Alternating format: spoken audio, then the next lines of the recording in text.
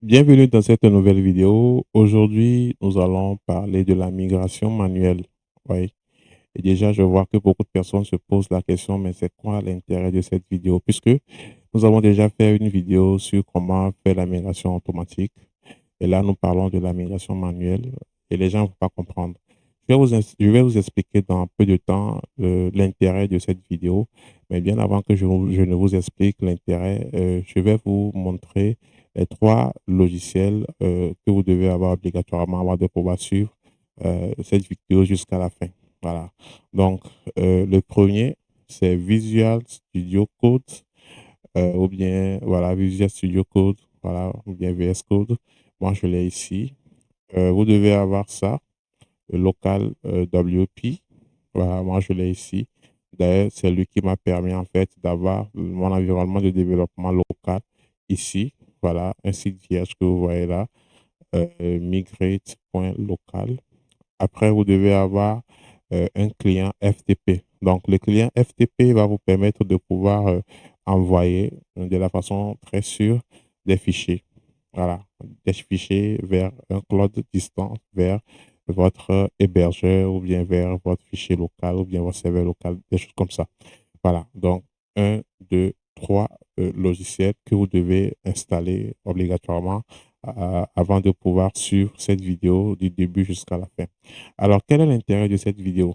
Si vous êtes propriétaire de site, développeur comme moi, vous allez ressentir à un moment donné ce besoin peut-être de pouvoir faire de la maintenance ou bien de pouvoir faire de vouloir faire de la refonte, oui. À ce moment bien précis, si vous avez un site qui est quand même volumineux, qui, qui pèse peut-être 5 gigas, 10 gigas, 20 gigas, vous allez avoir de difficultés à pouvoir migrer manuellement. Oui, vous allez avoir beaucoup de difficultés à migrer votre site manuellement parce que les extensions, les outils là savent que oui, voilà, vous êtes là depuis et ils vont vous faire payer. Or, si vous maîtrisez la méthode manuelle, vous allez pouvoir le faire, c'est-à-dire vous allez pouvoir faire la migration sans payer, tout simplement. Voilà.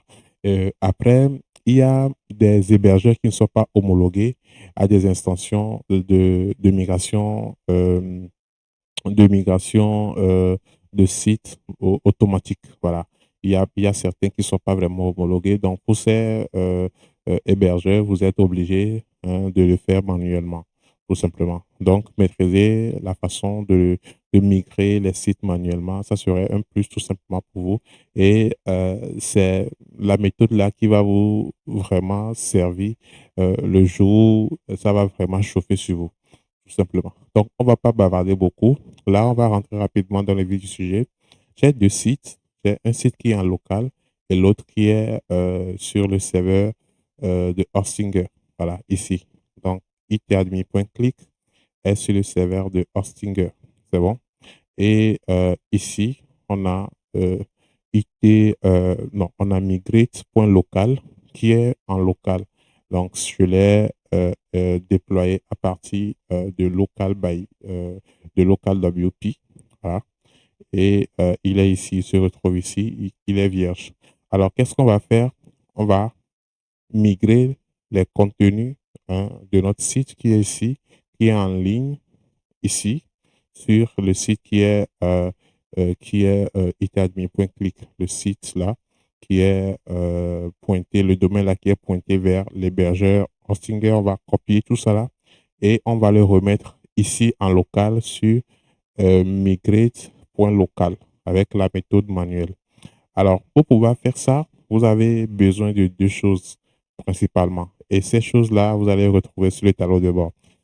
Si vous utilisez autre chose que Hostinger, ne vous en faites pas. Cherchez juste les éléments. Voilà, vous allez retrouver ces éléments sur votre tableau de bord et essayez de faire à peu près ce que je suis en train de faire, essayez de récupérer les fichiers. Alors, pour faire la migration manuelle, vous avez besoin des fichiers de votre site. On a parlé de l'arborescence d'un fichier d'un projet WordPress. Vous savez un peu ce à quoi cela ressemble. Et nous avons besoin d'une deuxième chose qui est la base de données. Ça et ça. Donc, la base de données se retrouve ici et les fichiers de notre site se retrouvent ici. Alors, moi, je vais commencer par les fichiers du site Et là, je vais aller chercher mes fichiers du site. Je vais les copier. C'est bon? Alors, pour le faire, je clique ici sur gestionnaire de fichiers. Voilà. Ça va pas prendre beaucoup de temps, je l'espère. Et juste après ça, je vais aller faire la copie et je les télécharge sur mon ordinateur. Voilà, ça c'est la première des choses à faire. Alors ici, je suis sur la racine, je prends le fichier public HTML et ici, je fais un CTRL A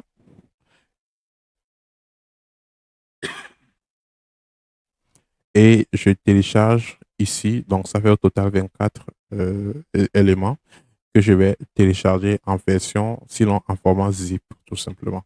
Donc, je crois pas que c'est grand. Je ne crois vraiment pas que c'est grand chose. Ça va aller rapidement.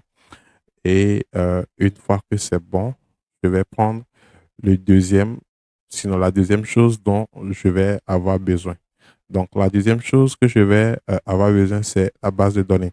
Si je clique ici, hein, sur la base de données, je ne vais pas avoir directement la base de données, mais je vais avoir toutes les bases de données qui sont présentes. Donc, je viens ici, je clique sur WordPress, je clique sur Aperçu, et là, juste ici, voilà, ici, dans la colonne ici, je prends ça, voilà la base de données. Je me redirige directement vers une nouvelle page qui est le PHP et je vais télécharger. Voilà, sinon je vais exporter, voilà, ma base de données tout simplement en format.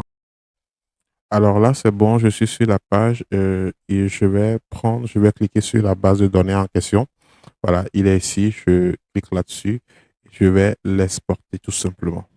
Donc, je laisse tout ça par défaut, je vérifie bien que je sois sur le format SQL et je l'exporte. Donc, c'est bon, il est là et ça fait à peine ça fait 2 mégas. C'est bien. Alors, maintenant, je vais commencer l'exportation manuelle. Là, j'ai récupéré les deux choses dont je vais avoir besoin sur le site qui est en ligne, sur mon serveur Hostinger. Maintenant, je vais déplacer les choses voilà, pour les placer sur Migrate local, migrate.local. Voilà, donc je recharge encore une fois cette page. Vous voyez, c'est un site qui est tout vierge. Et là, moi, je vais venir ici dans mon serveur local. Alors, dans mon serveur local, je vais faire deux choses. Je vais copier, je vais déplacer les fichiers du site au bon endroit et je vais faire quelques modifications dans le fichier SQL et je vais replacer ça. Je vais importer ça. Donc, ici, je prends ce fichier compressé que j'ai, je l'ai décompressé ici, je le prends, je copie, voilà.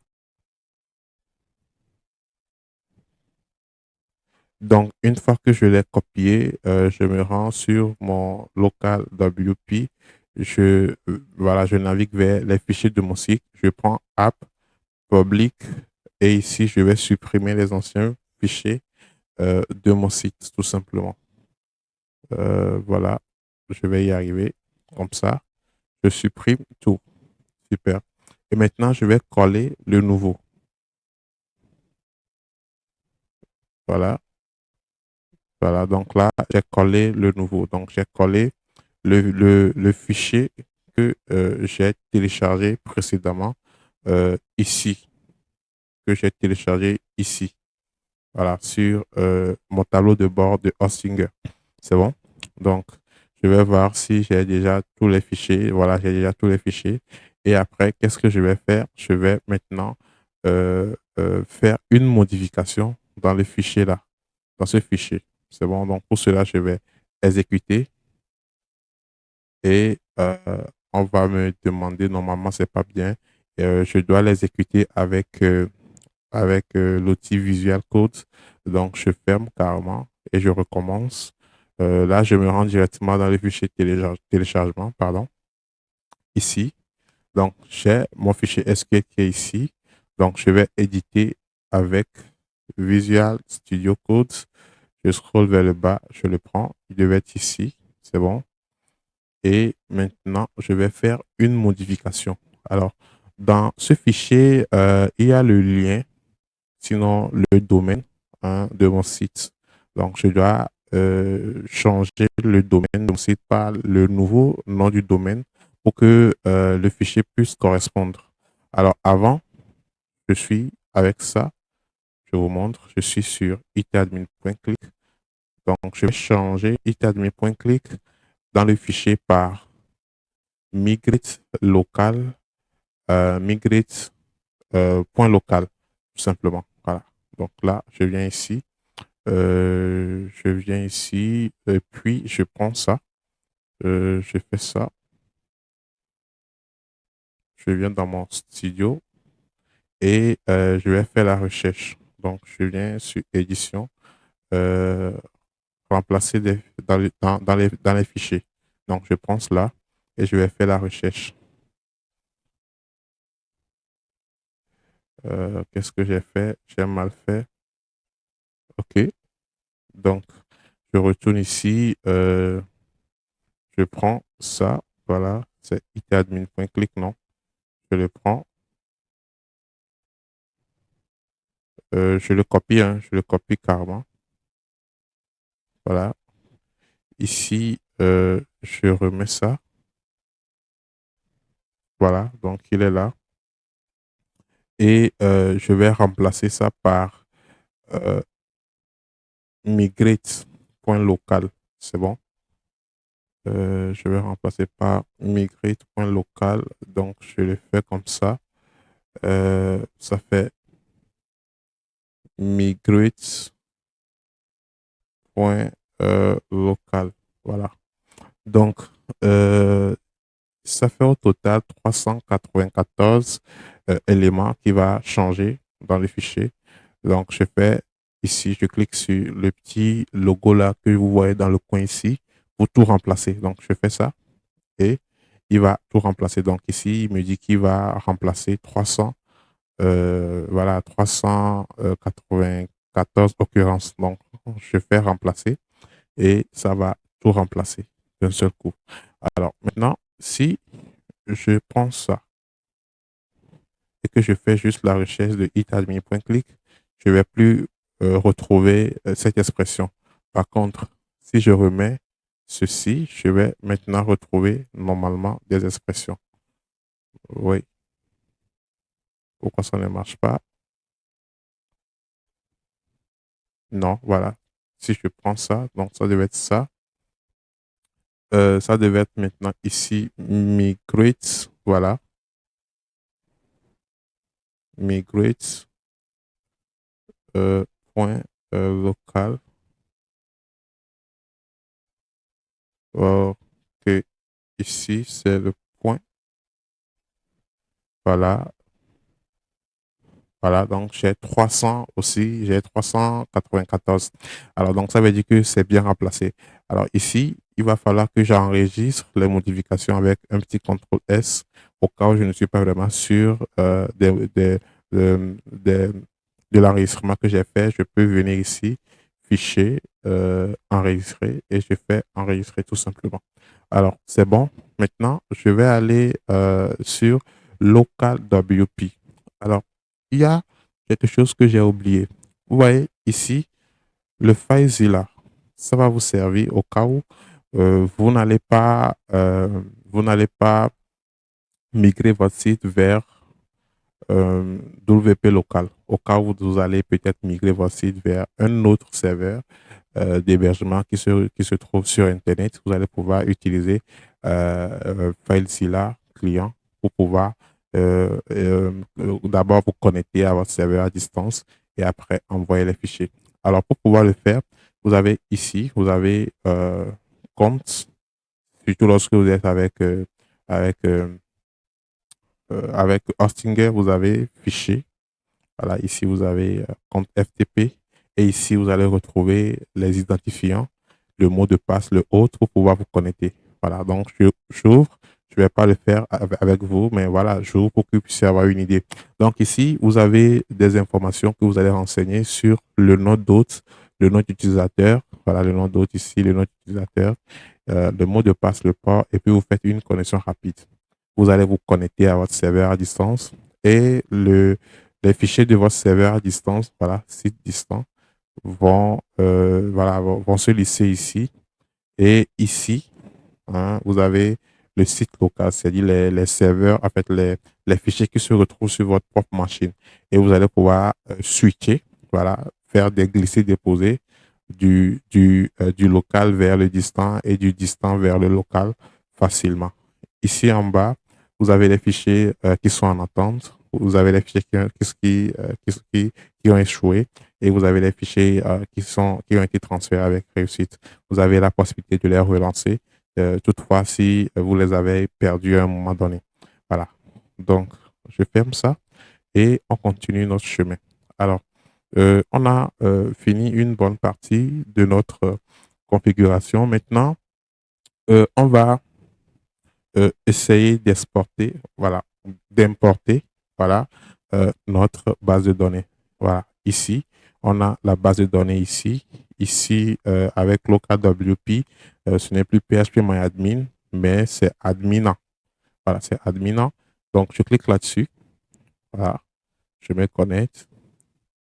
Et ici, j'ai une base de données qui s'appelle local, que je ne peux même pas d'ailleurs modifier. Je vais laisser comme ça. Et je vais supprimer toutes les tables de la base de données locale et je vais importer maintenant ma propre base de données. Voilà, donc je clique sur toutes les tables et juste ici, je drop, je supprime. Voilà. Donc ça ne va pas durer. C'est bon. Et maintenant, je vais importer ma nouvelle base de données qui a les bonnes configurations avec le bon lien, le bon domaine. Donc, je clique sur importer. Et ici, je vais sélectionner dans mes fichiers la base de données qui se retrouve ici, que j'ai déjà modifié d'ailleurs, et je fais exécuter. Donc, ça ne va pas durer parce que la base de données n'est pas vraiment lourde. Ça va prendre juste quelques secondes et puis après, on est tout bon. Voilà, donc ici, on peut voir que les tables sont bien importées et ce que moi, je vais faire, c'est de tester rapidement, voir si le site travaille. C'est-à-dire si les contenus s'affichent. Voilà, donc je suis sur le migrate.local. Je vais juste faire ça. Et normalement, on a un problème. On n'est pas bien connecté à la base de données. Et pour ça, il faut faire quelques petites configurations sur un fichier très important de WordPress qui s'appelle le fichier wp config. Je vais vous montrer comment s'y prendre. Alors, vous allez venir ici. On va aller sur les fichiers du site, app, public, et on va chercher le fichier qui s'appelle wp config. Et on va modifier euh, les variables, sinon les constantes de notre base de données. Voilà. Donc ici, on prend éditer avec un éditeur de test et ici, on cherche database name d'abord. Database name, il est où? Voilà, il est ici. Database name, vous voyez que le nom de la base de données, c'était local. Par défaut, c'est root, et le host, c'est localhost. Donc, on va changer ça. Local, voilà, ici, ça fait root. Donc, root. Ici, ça fait aussi root comme mot de passe. Et là, le host, c'est plutôt localhost. Comme ça, localhost, attention. Voilà. Et là, je vais enregistrer. Je fais CTRL S au cas où je ne suis pas vraiment satisfait ou bien je ne suis pas vraiment sûr. Je clique sur les trois points ici, je fais enregistrer et je suis tout bon. Voilà. Donc maintenant, lorsque je recharge la page, mon site doit pouvoir bien s'afficher. On va savourer la gloire de ça et la joie aussi de ça. Attention, ça traîne. Pourquoi? Sûrement que ça va marcher. Voilà, et ça a marché. Donc, on a pu migrer notre site. Notre site a été migré avec succès. Vous voyez maintenant que les contenus que j'ai de l'autre côté sur le site qui est en ligne, je le retrouve. Je retrouve ces mêmes choses en local sur mon installation WordPress avec local WP. Alors ici, je vais me connecter. Pour se connecter, hein, vous allez vous référer aux identifiants que vous utilisez en ligne. Voilà, donc moi je fais WP admin comme ça et je renseigne les autres informations. Ok, ici il y a quelques petits soucis. Je crois que je devais quand même redémarrer le serveur ici ou soit je l'attaque depuis ici. Voilà, donc maintenant c'est bon. Je fais dev et ici aussi c'est dev si je ne me trompe pas. Voilà, voilà, c'est bon. Ok,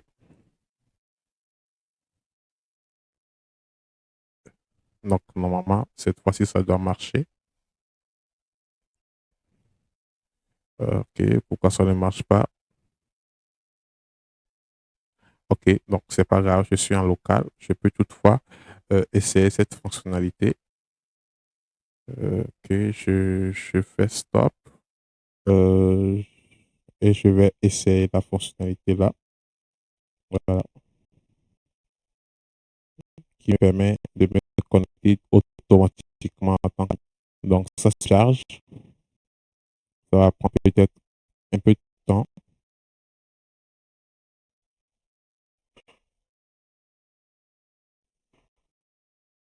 Et ici, je sélectionne mon admin qui est dev, bien évidemment. Voilà. Et je prends accès à la partie administrative de mon site sans difficulté.